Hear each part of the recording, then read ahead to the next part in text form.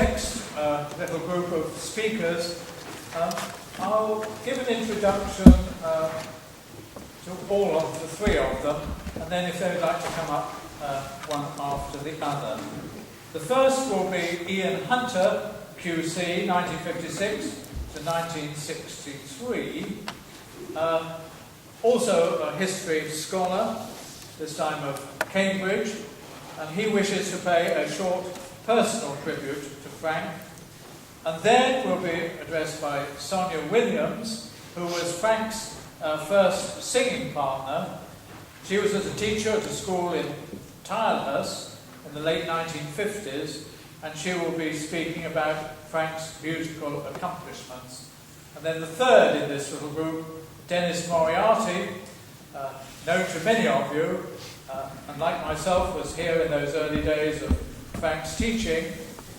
Unlike me, Dennis could sing, I couldn't, but he will talk a little about that. And also, I was saying now, Dennis will be leading the musical entertainment in Big School afterwards. First, Ian Hunter, then Sonia Williams, and then Dennis Moriarty.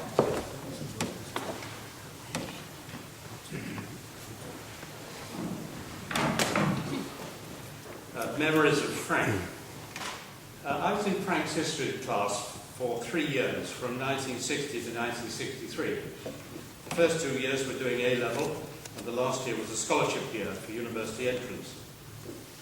These recollections are necessarily my own, but I've no doubt that the high esteem in which I hold Frank is shared by the scores of pupils who he taught over the years. Frank was, in all respects, the best teacher I could possibly have had, and the education I received at Reading School was second to none. Not living in Reading and not having as much regular contact with the school as I would wish, my principal contact is when I read in the Telegraph the published exam results each year. Reading School is and always has been right at the top of the list. Why is that? Is it because the boys coming from the Reading catchment area are inherently more able than those from elsewhere? Of course not. The very idea is absurd. The truth is that results of this kind are down to the fact that the school has always attracted the very best teachers, and Frank was the very best.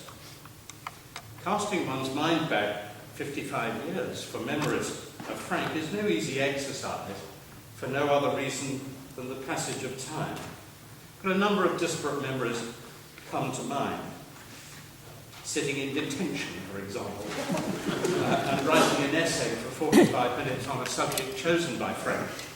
The topic was pressure groups. I've often thought, what a brilliant choice of subject.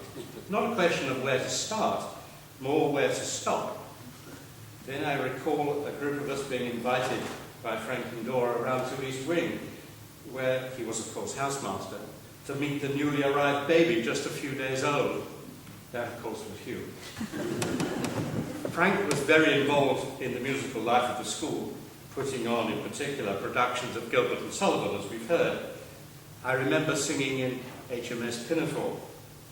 The first time I donned a barrister's wig was in Trial by Jury, where I was a judicial gopher.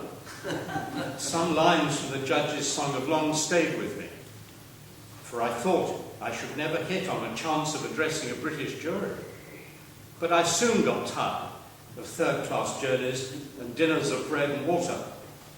So I fell in love with a rich attorney's elderly, ugly daughter. That's career advice I've studiously avoided.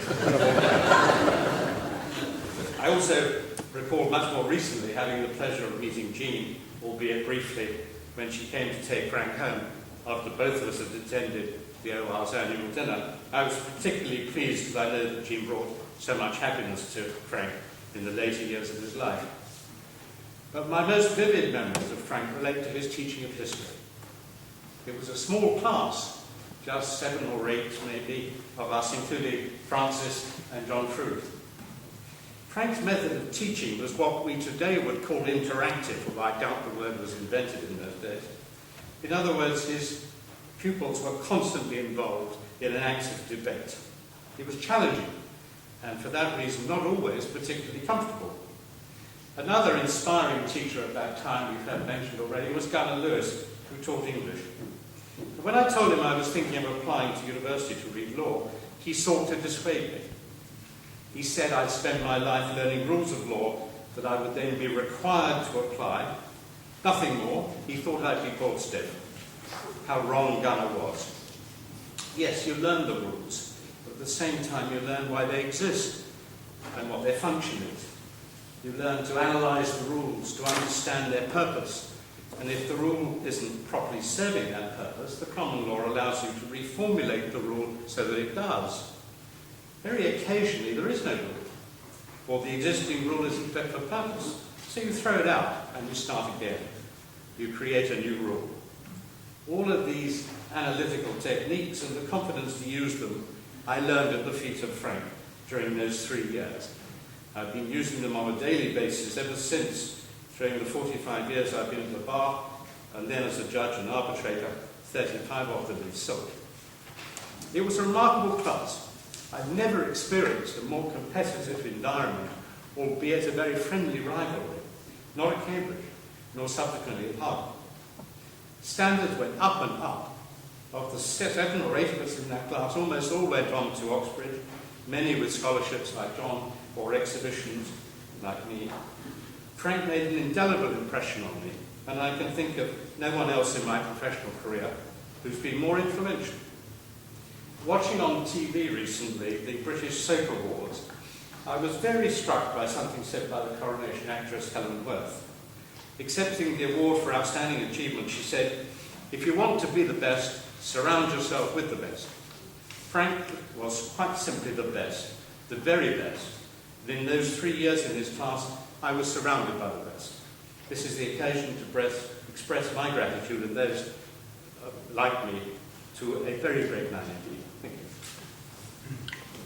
you.